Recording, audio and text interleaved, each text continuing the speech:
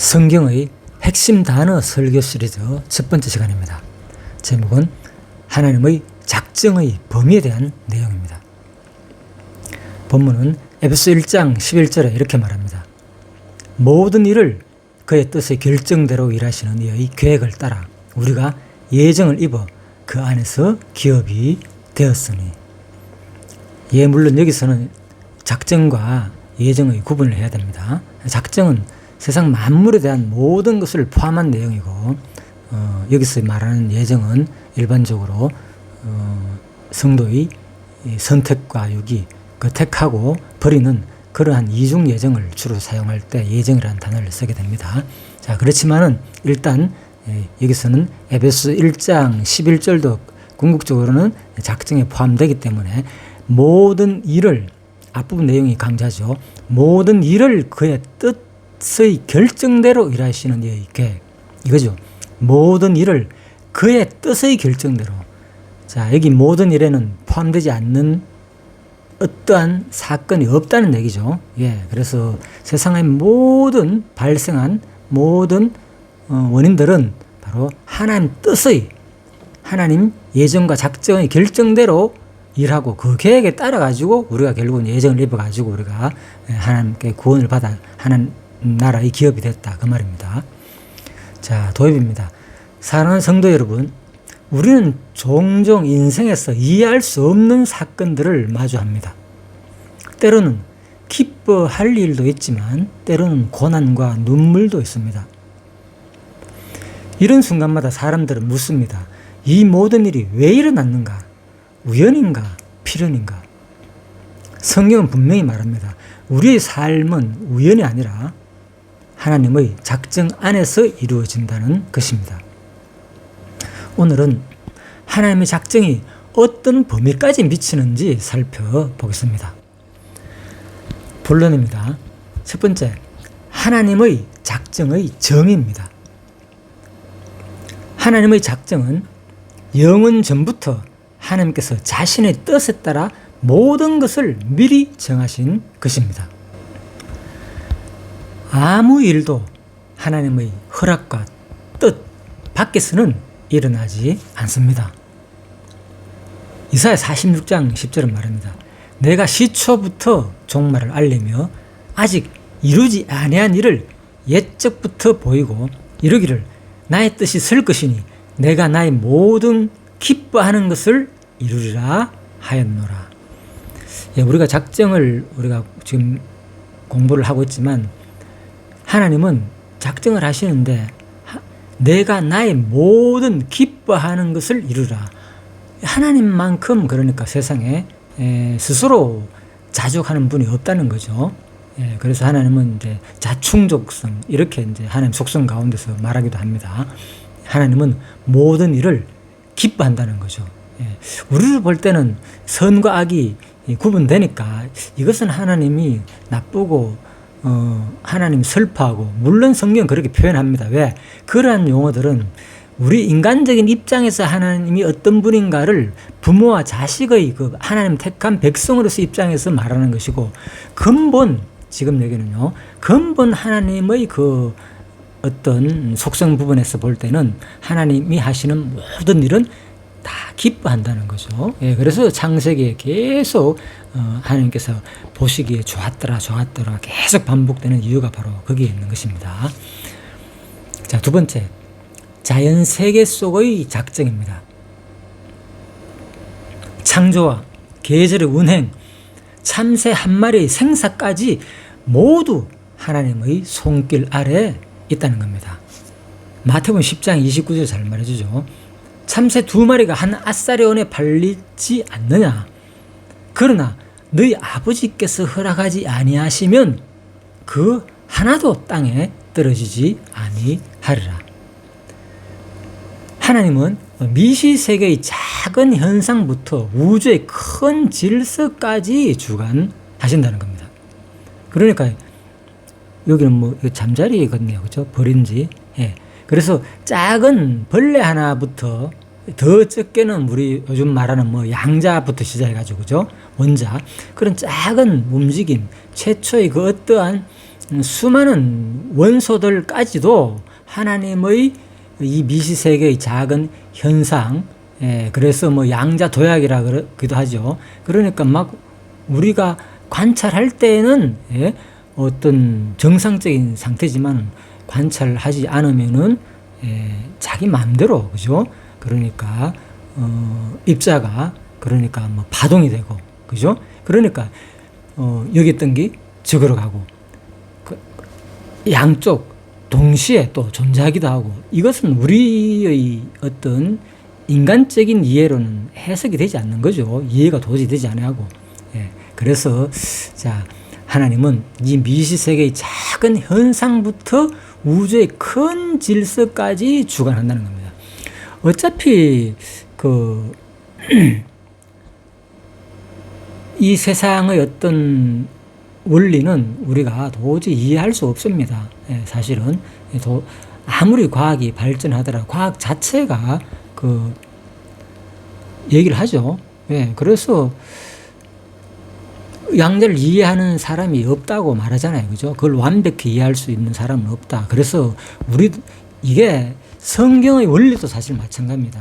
하나님 삼위일체도 우리가 완벽히 이해할 수 없어요. 이 세상에서는. 어떻게 하나님이, 그죠?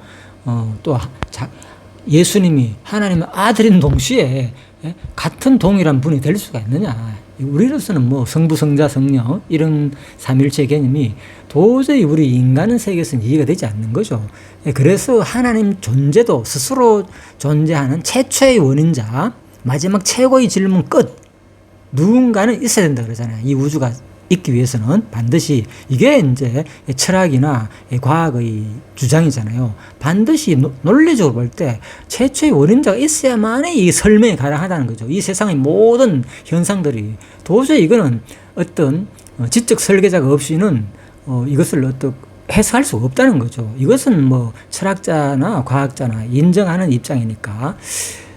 결국은 그런데 그 최초의 원인자에 대한 이해는 인간 지식으로는 도저히 우리가 알 수가 없다는 겁니다. 자, 그래서 하나님의 이 작정을 우리가 믿는다는 것은 결국은 하나님이 주신 믿음이 아니고는 제가 보기에는 도저히 믿을 수 없다. 이제 이렇게 일단 생각을 해봅니다. 세 번째, 인간 역사 속의 작정입니다. 나라의 흥망성쇠와 왕의 세움과 폐함은 모두 하나님의 계획 속에서 이루어집니다. 일일이 뭐 성경 구절을 찾아가지고 다 설명을 하지 않겠습니다. 그럼 강의가 길어지니까. 그렇지만 근거는 분명히 제가 여기다 다 달아놨습니다. 나라의 흥망성쇠와 왕의 세움, 폐함까지도 모두 하나님의 계획 속에서 이루어진다는 겁니다. 역사에는 우연이 없고 하나님의 큰 그림이 있습니다. 그래서 참 신기하게도, 그죠? 역사라 말이, 그죠? 히스토리라 그러잖아요. 그죠? 그 이야기다 도대체 누구 이야기냐? 참 신기하죠? 물론 기독교 문화권에서, 그죠?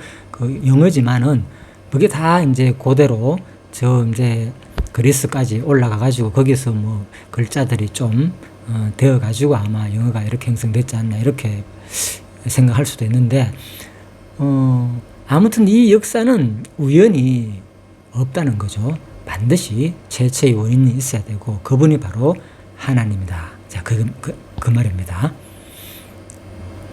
네 번째, 구원 역사 속의 작정입니다. 예수 그리스도의 성육신, 십자가, 부활은 모두 작정된 사건이었습니다.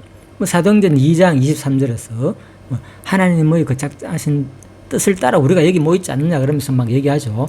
자, 그런데 마태복음에서도 말합니다.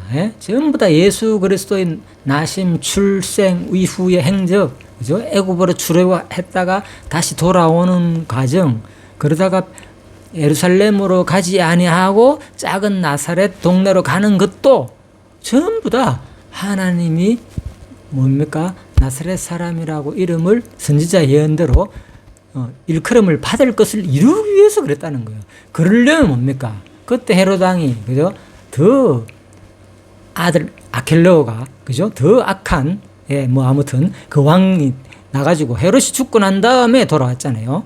그래가지고 헤롯 때문에 애굽으로 피난 갔는데 돌아오니까 오히려 더 악한 왕이 그죠? 또 정착하고 다스리다 보니까 또 요셉과 마리아는 마치 헤롯 왕 때 그제 어린아이를 다 죽이는 것처럼 그러한 위기의식을 느껴가지고 애굽에 도망한 것처럼 다시 나사렛으로 예루살렘으로 돌아가지 아니하고 그냥 자기 고향 작은 나사렛 동네로 가가 바로 요셉의 고향 동네로 가가 산 이유가 역사적인 정치적인 배경에 보면은 분명히 이러한 이유 때문에 정치적인 이유 때문에 갔는데 알고 보니까 이것은 뭐냐 바로 선지자들로 예언한 바 나사렛 사람이라 저 사람 예수 저거 나사렛 사람입니다. 무식한 저 작은 동네에 뭔 저기서 큰 선지자가 나갔냐 그 얘기죠. 그렇게 불리움을 받기 위해서 그랬다는 거예요. 그러니까 이런 것들이 이제 마태복음에 다 기록되어 있으니까 참 성경의 이 내용을 우리가 안 믿을 수가 없는 거죠. 어떤 의미로 보면은 너무나도 이런 책이 없다는 거죠. 저는 그래서 이제 이런 성경 내용을 볼 때 더 진짜 참 하나님이 이건 하나님의 계시 어떤 믿음 없이는 도저히 받아들일 수 없는 입장이고 더 아무튼 믿는 자의 입장으로서는 믿을 수 있는 계기가 된다 그 말입니다. 또한 택자들의 구원과 불택자들의 심판까지 근본적으로는 하나님의 주권 안에 있다는 거죠. 택자들의 구원, 불택자들의 심판까지 근본적으로는 그죠? 하나님의 주권 안에 있다. 제가 근본적으로 쓴 이유를 알겠습니까?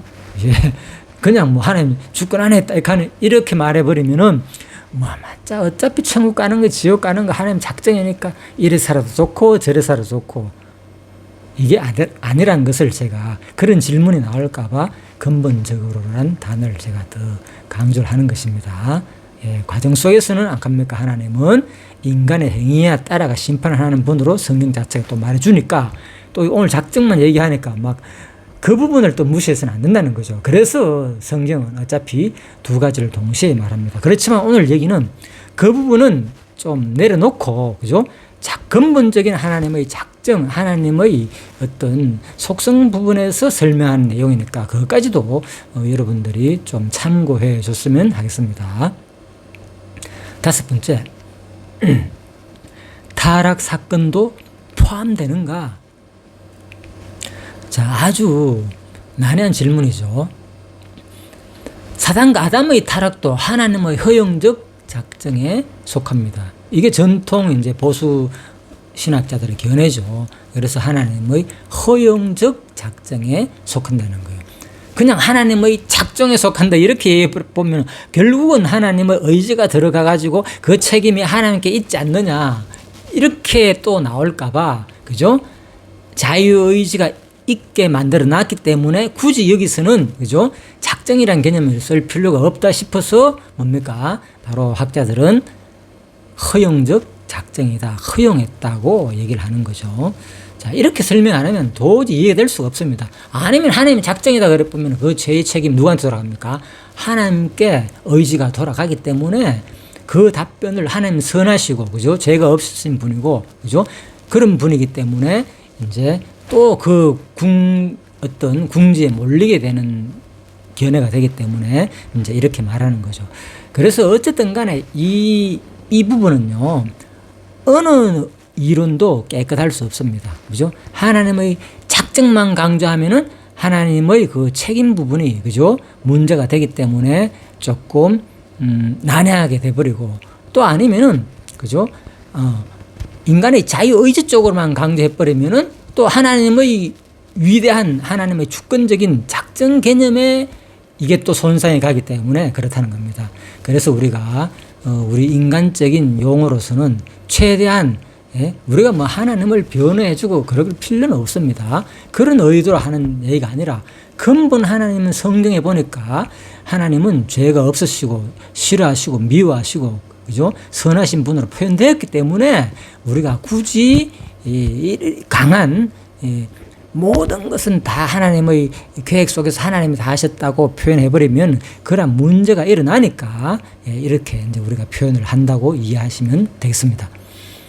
하나님은 그래서 창시자가 아니시지만 그 사건마저 사용하여 구속의 드라마를 이루시는 내용이 보통 이제 성경 내용이죠. 뭐 창세기 50장 내용도 마찬가지고. 그래서 요셉이 고백하잖아요. 그죠? 하나님께서 당신은, 그죠? 나를 팔아가, 당신의 잘못으로 당신이 나를 미워해가지고 애국에 팔아가지고 내가 이렇게 고생했지만은 궁극적으로는 다 하나님의 계획하신 선한 섭리를 이루어가지고 당신과 우리 집들을, 그죠? 당신의 집과 우리 집들을, 우리 민족을 구원하기 위한 하나님의 계획이었다고 누가 요셉이 고백하잖아요. 마지막에. 이런 부분입니다. 그래서 하나님은 죄의 창시자가 아니죠. 분명히 누굽니까? 요셉의 형들도 자기들이 잘못한 것을 알게 되는 거죠. 그래서 인간이, 그죠? 하나님께 핑계하고 돌릴 수 없게끔 만들어 놨다는 겁니다. 하나님은.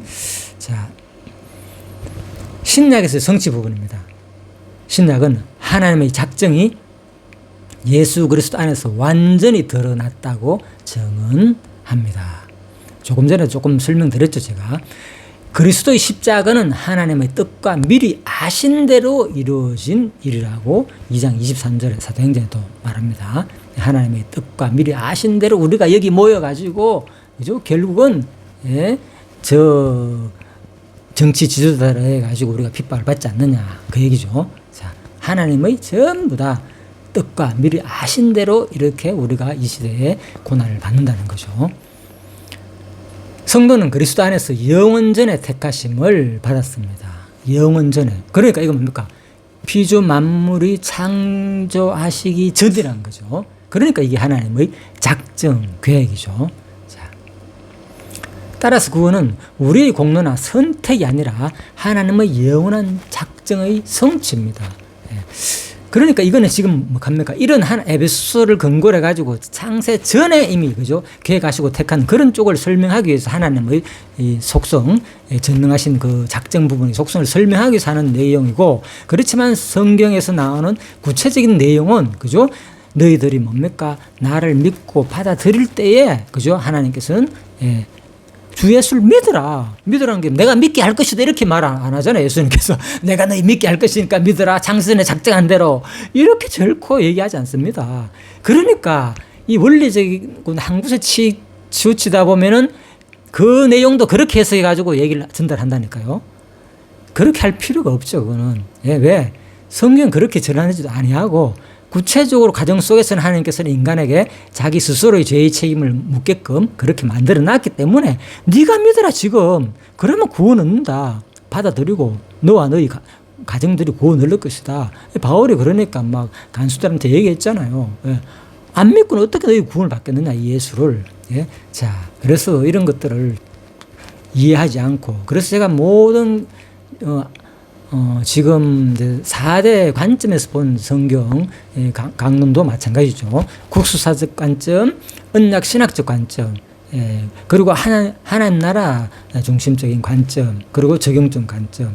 이걸 하는 이유도 한쪽의 언약 성취에만 뭐 성경을 가지고 해석한다든지, 또 그리스도의 구속사, 뭐 십자가만 계속 얘기한다든지, 그죠? 그래서는 안 된다는 거죠. 또 하나님 나라만 얘기하고 또 막 적용 부분 생활만 강조해서도 안 되고, 그래서 이게 이 부분도 마찬가지입니다. 작정과 자유의지를 함께, 그죠? 왜 이 부분을 지금은 작정을 설명하는 거, 왜 그래서 이 작정을 강조하는지, 그리고 왜 또 자유의지를 강조하는지를 성경의 맥락에 따라, 그죠? 분명히 나오잖아요. 그러니까 야고보서나 갈라디아서나 로마서 같은 경우에는 하나님의 주권적인 그 믿음을 강조하잖아요. 믿음. 그렇지만은 이제 그 야고보서 같은 경우는 인간이 그 행함을 얼마나 강조합니까? 그것이 상반되는 개념이 아니라 같은 개념, 포함된 개념이라는 거죠. 이것도 마찬가지입니다. 똑같이. 자, 그렇게 이해하시면 되겠습니다. 결론입니다. 하나님의 작정의 범위는 미시세계의 작은 현상부터 자연과 역사, 구원과 심판, 심지어 타락까지도 포함됩니다. 그래서 저는 이런 부분을 이제 보면서, 여기 뭐 작은 풍뎅입니까? 예, 이렇게, 예, 장미 같은 이런 빨간 꽃에 앉아가지고 물방울을 이렇게 물을 이제 섭취하는 그런 그림인데, 참으로 아무튼, 예, 참 AI가 이렇게 내용을 제가 요거를 하나님의 작정 범위는 미시세계의 작은 현상부터 자연과 현상, 구원과 심판, 심지어 타락까지도 포함한다. 이걸 이제 챗 GPT에다가 본문을 넣고 이 내용에 대해서 프롬프트를 한번 작성해봐라. 그죠? 예, 그러니까 이것을 이제 그림을 그릴 수 있는, 이미지를 그릴 수 있는 구체적인 이제 내용을 쫙 적어보라는 거죠. 이 내용만 적어도 되긴 되는데, 그러면 더 쉽게 되니까. 그러면 그게 나와가지고 다시 제가 제미나에다가 넣어가지고 만든 이게 이제 이미지입니다. 예, 그래서 AI라고 적혀있죠. 이게 주로 이제 제미나에서 만든 이미지고, AI. 예, 그리고 이제 챗 GPT에서 만든 이미지들은 이게 없습니다. 그래서 이제 그림이 속도가 제미나이가 뭐 유선전하는 건 아닙니다. 제가 다 유료로 사용하기 때문에 둘 다. 예, 그래서 속도가 빠르기 때문에 제가 이걸 하는 것이고, 그렇지만은 조금 더 이제 성경에서 내용을 조금 더 구체적으로 만들지 아니하고 뭐 1대1 비율을 해야 되는데 뭐 16대 뭐 9로 한다든지 뭐 이런 현상들이 간혹 생기더라고요. 그래서 그런 부분이 상당히 힘들 때는 이제 챗 GPT 이미지를 하기도 하고 그렇습니다. 아무튼 이 하나님의 작정의 범위는 이 미시세계의 작은 현상부터 이 자연과 역사. 그래서 제가 하고 싶은 말은 여기서 이거를 세상 일의 자연을 우리가 어디 나가가지고 자연을 볼 때마다 바로 진짜 하나님의 이 놀라운 작정 섭리의 이 역사를 우리가 발견할 수 있다는 거죠. 이런 것들이 우연히 그냥 이 자리에 형성되어 있고, 여기 풍뎅이 한 마리가 날아가 장미에 앉아가지고 이 물을 먹는 게 그냥 우연한 일이 아니다는 거죠. 제가 처음에 이렇게 성경을 깨닫고는 사실 뭐 정신이 혼미하더라고요. 와, 무슨 이런 내용이 다 있나. 알고 보니까 성경은 이미 다 얘기하고 있는 거였어요, 사실은. 근데 보통 일반 이제 교회에서 이런 설교를 깊게 잘 안 하다 보니까, 왜 뭐 작정 예정 얘기하면은 뭐 인간의 행동에 대해서 아무래도 인간은 자꾸 그쪽으로 하나님께 돌리는 경향이 생기기 마련이거든요. 그러니까 이제 교회에서 아무래도 이제 좀 적용 부분, 생활 부분, 예, 그런 부분을 많이 이제 강조를 하게 되죠, 대부분. 또 성경 내용도 사실 대부분이 결국은 하나님의 섭리 아래서 했기 때문에 결국 너희들은 이제 그렇게 살지 말고 하나님 백성으로 살아라는 내용으로 구성되어 있기 때문에 그렇다는 거죠. 예, 그렇지만 우리가 이런 부분도 성경의 이 구체적인 하나님의 작정, 예정, 이런 교리적인 부분도 우리가 분명히 알 때에 이 세상을 바라보는 이 세계관이 완전히 달라진다는 거죠. 예, 그래서 사회 현상이 일어나는 매일 이 순간들도 그냥 일반적인 시야로 바라보는 것이 아니라 진짜 하나님의 시각으로 세상 만물을 바라볼 때 우리가 좀 더 숙연해지고 하나님의 섭리와 또 내주하심을 우리가 경험할 수 있다. 이런 생각이 들어가지고, 자, 결론 부분 앞부분에서 잠시 좀 말씀을 드렸습니다. 그 목적은 오직 하나님의 주권적 영광의 계시와 택자들의 구원이라는 거죠. 예, 목적이 뭐라고요? 하나님의 주권적 영광을 계시하는 것. 그래서 제가 이거 4대 성경관으로, 관점으로 구속사 말했죠. 하늘나라, 그리고 언약 신학, 그리고 적용적인 그런 관점으로 일반적으로 많이 하는데, 그렇게 이제 강의를 지금 시작했지만은 사실은 거기도 그 강의에서 내가 말했지만은 이 계시적인 관점, 자, 이 작정 부분이 더 드러납니다. 계시적 관점 우리가 절대로 관가해서는 안 된다는 거죠. 그 목적은 오직 하나님의 주권적 영광의 계시와 택자들의 구원이라는 거죠. 그래서 이제 이런 것들도 성경에는 잘 나오지 않습니다. 그런데 이런 하나님의 이제 말씀을 볼 때에 그리고 에베소서 말을 볼 때, 그죠? 하나님 영광을 찬송하게 하려 하면 그러잖아요. 왜 미리 창세전부터 우리를 택해가지고 우리를 구원해줬나? 궁극적으로, 그죠? 인간의 그 목적이 뭡니까? 하나님의 영광을 찬양하는 데 있다고 분명히 말하기 때문에 바로 이 주권적 작정과 이 영광 계시와 같이 볼 때는 이거는 어마어마한 놀라운 일이라는 거죠. 무엇이? 우리 일상에서 일어나는 매 순간의 역사적인 현장이, 시간의 현장이. 이게 무슨 말이냐? 왜? 하나님의 창세전에 작정한 영원하신 그 섭리의 뜻이 사실은 알고 보면 매 순간순간마다 뭐합니까? 이루어지는 하나님 주권적 영광의 계시의 현장이라는 거죠. 이거는. 그러니까 참새 한 마리가 떨어지거나 여기에 포수에 의해 가지고 잡히거나 그래 잡혀가지고 시장에 반찬거리로 팔리거나 고대에 그랬다 그러죠.